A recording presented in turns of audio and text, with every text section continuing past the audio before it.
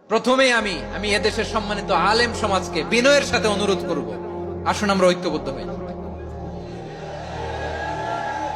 আজকের এই পেকুয়ার ঐতিহাসিক তাফসীরুল কোরআনের প্রোগ্রাম থেকে আমি সম্মানিত আমার মাথার তাজ ওলামাদেরকে জাতীয় ঐক্যের আহ্বান জানাই।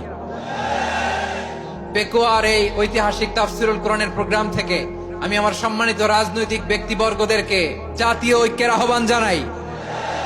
অনেক হয়েছে আর না। আধিপত্যবাদকে রুখে দিতে হলে, বাংলাদেশের বিরুদ্ধে যে কোনো ধরনের ষড়যন্ত্রকে রুখে দিতে হলে জাতীয় ঐক্যের কোনো বিকল্প নাই। চিল্লায় বলো ঠিক কিনা? আর কাদা ছড়াছড়ি করব না ইনশাআল্লাহ। বলেন আল্লাহুম্মা ফারশাদ। আল্লাহ তুমি সাক্ষী থাকো, আল্লাহ তুমি তৌফিক দাও। আওয়াজ করে পড়েন আমিন। আর একে অন্যকে কাফির বলে গালি দিব না, ঠিক কিনা বলেন? রাজি আছেন? ধ্বংস করে দিয়েছি আমরা আমাদেরকে। আপনারা হালাকু খানের নাম শুনেছেন? মঙ্গল অধিপতি হালাকু খান বাগদাদের আমাদের বিশাল দারুল হিকমা লাইব্রেরি